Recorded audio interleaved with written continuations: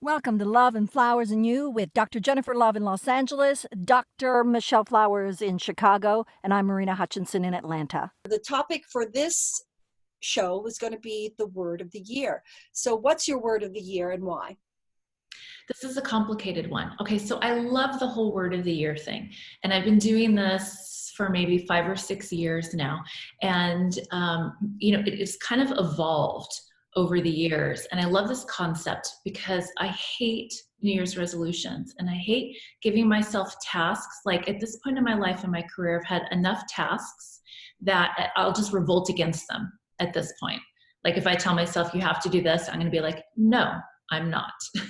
And so it's just not going to get done. And so what I did a few years ago is it started as kind of like an intellectual curiosity, is what would happen, and my first word was kindness. What would happen if I just took the word kindness and injected it throughout my day? And I didn't pick this because I was particularly unkind or anything. I was just really curious as an experiment how that would work out. And that year changed everything for me because I just learned so much. And I started probably mid-year. So this is the thing with the word of the year. It's not like it has to be in January or it has to be a year.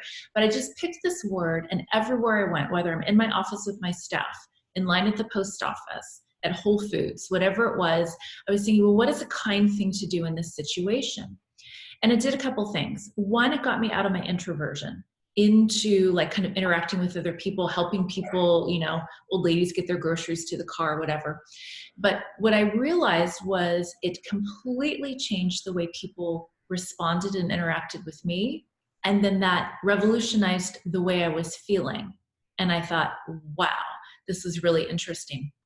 So when I started thinking about doing this as an ongoing basis, I started thinking like, well, what word do I really want to embody? Or is there some way, like, what can I choose that's going to help, better me in some way or better my life? So last year, as the two of you know, my word of the year was courage. And that was terrifying. And it's so funny because I got to the end of the year and my first thought for this year was, I need to do courage again. Because, I don't feel courageous at all. But when I reflected on the year and everything that I did, I was like, wow, like I really stepped out. It was asking myself the question, if I was going to do something or not do something, what is holding me back? Is it fear? And if it was fear, then I was going to push myself to do it. And that's really why we're doing a podcast, and we started working on the documentary series, and I got a literary agent and started writing a book. And so courage was really kind of a challenging thing. And so I've been thinking about what to do for this year. And the word I came up with was center, which takes a little more explanation than courage. But I was thinking, well, kind of in the center of my life-ish. And so it's a good time to pause for reflection. I'm mid-career. And so it's a good time for me to kind of think about where I've been in medicine for the last several years and where I'm going to go in the next few years. And I started thinking about centering myself. So, for me, my center is my home. And the two of you know, I bought this house. It's kind of held together. It's like matchsticks held together with Scotch tape. So it needs some renovations, and I've kind of gotten started on that. And so this year I'm just going to knock it out and just be done with it. But I really want to center myself too. And I started thinking about my health and my health habits, and also kind of my emotional base. I spent a few weeks over the holidays with family. And one of the things that I realized is I have had a lifelong struggle with internal frustration from the time I was a kid. And I was kind of reminiscing with my mom. I remember being like 6 or 7 and just, going to the grocery store, running errands with her and just saying, oh, this is so frustrating, or this person's so slow, or this person, and just kind of having this frustration with a lot of what was going on around me. It's been with me my entire life. And I thought, gosh, wouldn't it be so great if I could just conquer that? Like if I could just figure out the root of that and rid myself of this kind of internal irritation, and I don't run around irritated at everyone, but I feel it internally. And I thought, gosh, now's the time. So for me, the word center, it's like a marathon. Like it's encompassing all these different spheres. And so I think it's going to be a big undertaking. But with everything going on, I have to redo my boards this year. And so that's kind of falls under the career. So kind of all the big projects I have fall under that word. So there you go. That's my word. Center. And for you, Michelle, everything that Jennifer said actually has some questions that I want to ask you, Michelle. But first I want to get to your word, and then we'll get back to my questions. So my word for 2019 is going to be choice, for, again, layers of reasons. One, I first of all was going to have it be courage. And then I remember that Jenna's word last year was courage. So that's a big deal for me. And a word that makes sense is choice, because I find myself always saying yes. And I think the reminder that I'm choosing. It's not that I can't do something, it's that I'm making a choice and being more deliberate in my choices so that I end up where I want to be. And courage is also a choice, right? It's not something that just comes to you. You have to choose to. I love the Nelson Mandela quote about it's not the absence of fear, it's the triumph over it. Courage. Mm-hmm. And so making that choice to push past things, but also making the choice about how I spend my time and who I spend my time with, and just sort of constantly reminding myself, what am I choosing in this moment? Now, I love that. And we were talking earlier on the phone about your kids. Is this one of the things as your kids are getting older that you are going to start allowing them to make their own choices? Right. Yeah, absolutely. And I definitely want them to see that you always have a choice. It's something I say in my office over and over again. People are like, I don't have a choice. People who have been with me for any length of time don't say that anymore. Because they know I'm going to get right on them about the fact that they're saying they don't have a choice. Yeah, you always have a choice. They might not be two choices that you like, but you still have a choice. And you might have, even if you open up to the fact that you have a choice, create this other choice that you didn't even see when you were so stuck in, I'm trapped. That's so interesting, because we do feel trapped so often. I wanted to mention my word of the year. Yes. Is the beginning of the podcast, love and flowers in you. And it's love. That's my word. Because I think this year is going to be about getting up in the morning and saying, I'm going to do something like I love. Like I love doing this podcast. I love spending time with my children. This is part of what you're doing, Michelle. But it's love. It's I'm going to be focusing on trying to do the things I love and not doing, and talking about choices. Choosing the things I love rather than things that I feel I have to do. And then, Michelle, I wanted to ask you, Jennifer had mentioned how she's going to try and overcome internal irritations. As a psychiatrist, if you had somebody coming in and telling you that they have internal irritations, and I myself sometimes find, often find, I'm battling with myself. What's your advice to people that are kind of having these internal irritation that Jennifer was talking about? So I think the first thing is that I always want to know, when is it happening? Is there any, in that curious mindset, when does this come up? Is it coming up with everyone? Because if it's coming up all the time throughout the day, then I'm thinking maybe you're too stressed. And maybe your expectations for what's possible, right? Maybe you've chosen to take on too much. But if it's only happening in really specific situations, then I want to get down to the bottom of that. What is going on there? Mm-hmm. So Jennifer, what's your answer to that? When is it? Are we is our podcast now going to be analyzing me today? Well, no, just like everyone. I mean, I have that same thing that sometimes I'm just battling inside. It's like this little internal battle. So I can really relate to what you're talking about. Yeah, I have triggers. I know what they are. There are certain things that kind of really irritate me. And it's a lot easier for me to deal with it when I'm just by myself. So when it happens and I'm around other people, then my frustration kind of builds on itself, because then I think, well, I don't want to be frustrated, and here I am frustrated. And so my brain then takes that emotion and then explodes it and makes it much bigger than it needs to be. And I mean, we all do this to some extent. At least I talk to my patients about it all the time. One of my favorite sayings that we have in psychiatry is, if it's hysterical, it's historical. Yeah. If my response to what's going on in this given moment is out of proportion for what's going on in this given moment, then my response isn't about this moment, it's about something in the past. And so for me, that internalized frustration, it's going to take, I know what a lot of my triggers are now, but remembering that it goes back to when I was so young, I am going to have to take some time to explore this a little bit, because why is a 7-year-old irritated? So there is a little bit of it that I'm going to have to try to figure out to really get at the core of the issue. Yeah, actually, I had a similar experience during the holidays.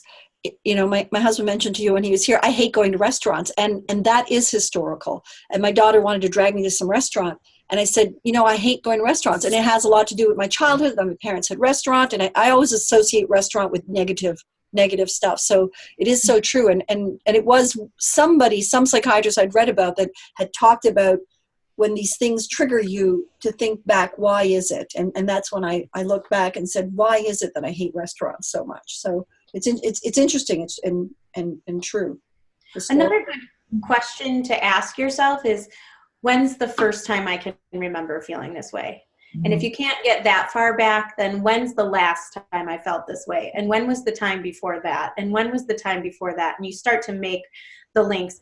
And if you can't do that, then grab some photographs of yourself from earlier ages and say, okay, do I ever remember having a feeling like that when I looked like this? And you can take yourself back. And that's a way to start uncovering where it comes from. But Jennifer is the best at this. I have the privilege of sitting in on a session with her, and she was working with a patient who had some post-traumatic stress. And she talks about how your reaction today is not you're bringing with that reaction today, the reaction from when something similar like this happened in the past and the time that it happened before that.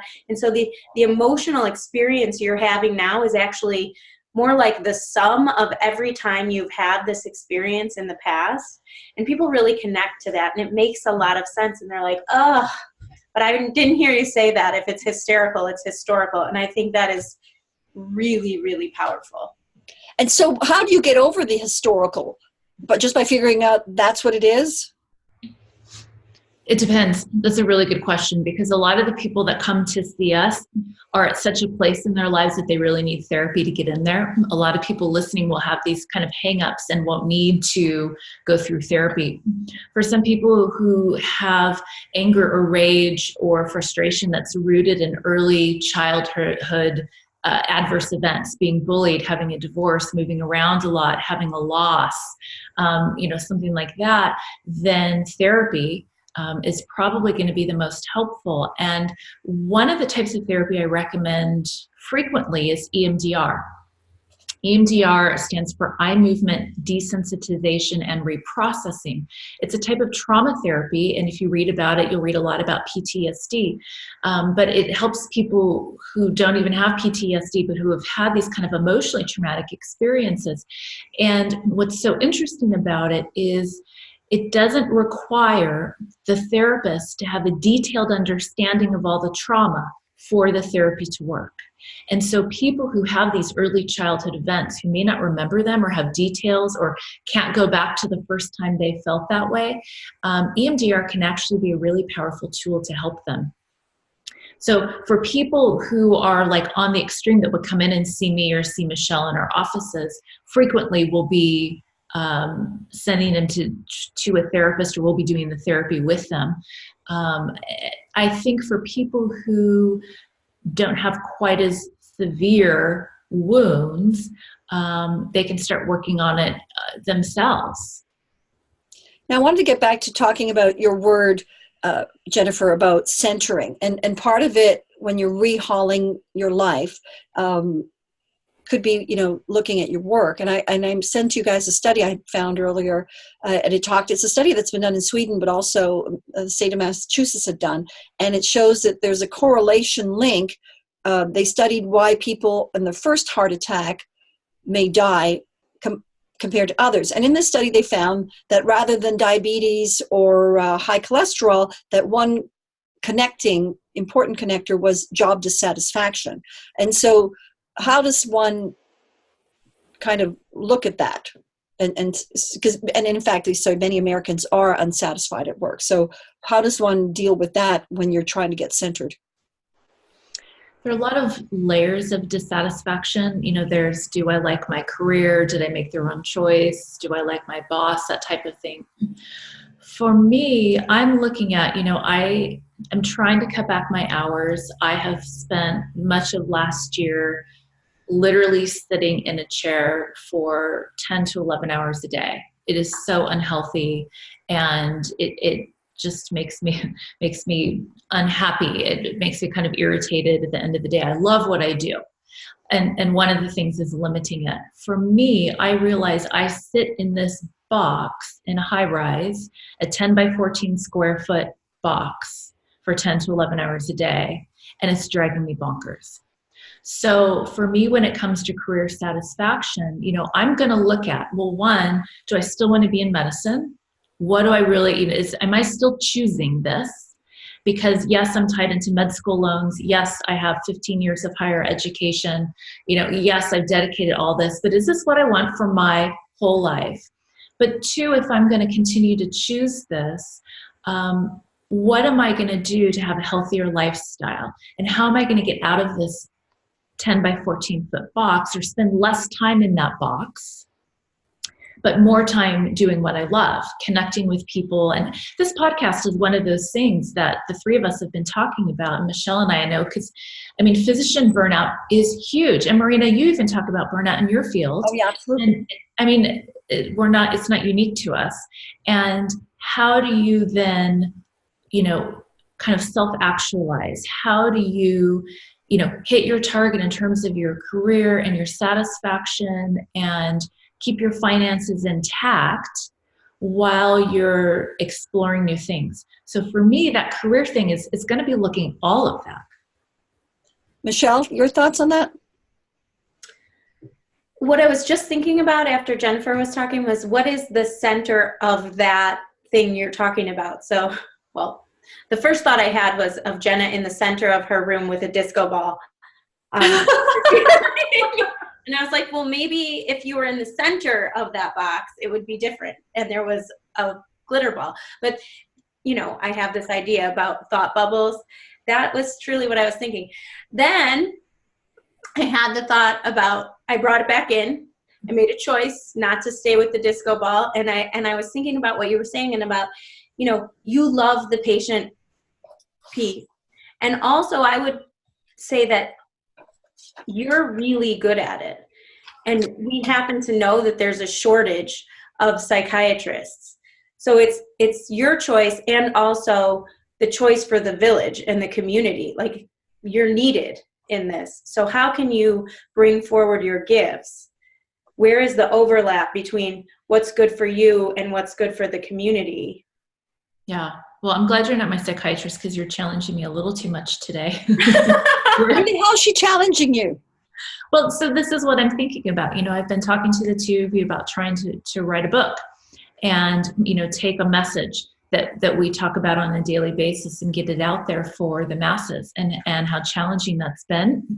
Part of the courage was, contacting the literary agent, sending like a, unsolicited email of, hey, this is who I am, and this is my idea, and let's talk. If you don't think this is a good idea, call me anyway, and I'll convince you. That was a pretty courageous thing to do, and spent all these months putting together this proposal and writing all these chapters and doing all this to hear back from all these top publishers.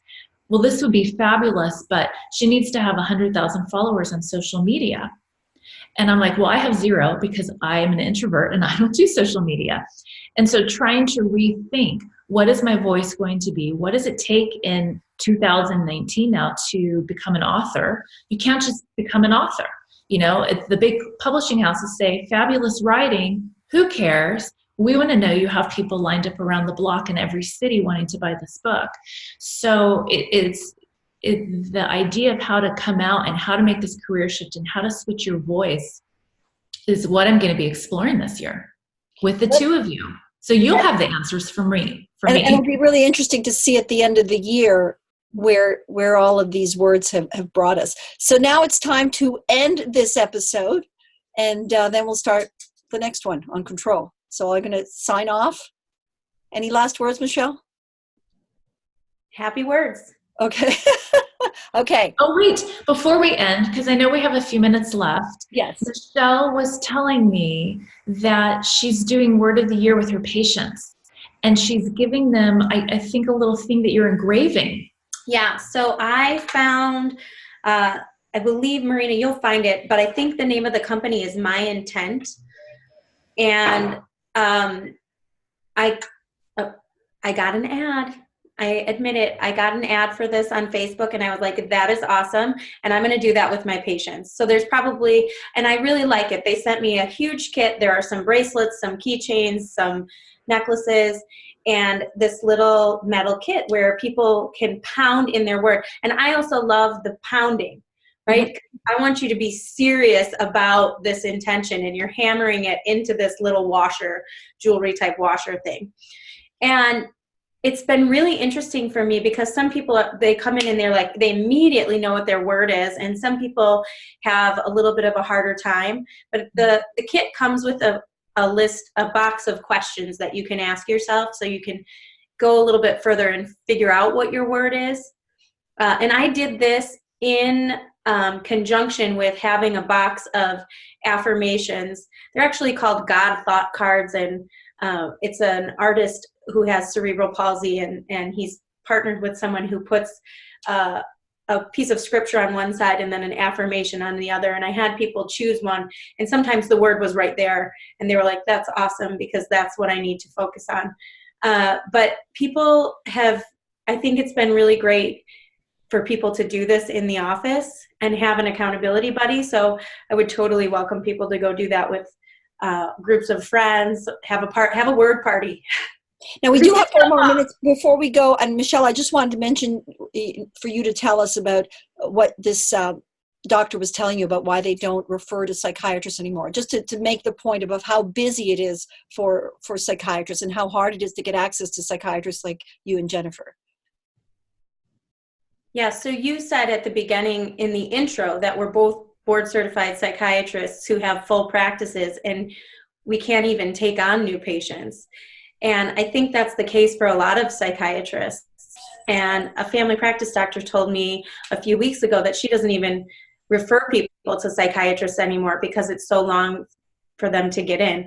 Now, the first thing I would say is, if somebody has a 6-week or 8-week or 12-week waiting list, just make the appointment, right? And it's okay that you're going to have to wait. There are a lot of things you can do in the meantime. But one of the things that we're trying to do is get some of the messages that we give over and over to the people in our office out there. So in the way that we give them for maybe anybody who wouldn't be able to get in. If you have any questions on this topic or any other, email us at loveandflowersandyou@gmail.com. That is all spelled out, loveandflowersandyou@gmail.com. You can also reach us on our website, loveandflowersandyou.com. And please don't forget to subscribe and download the podcast so you don't miss out on any episodes. Thank you.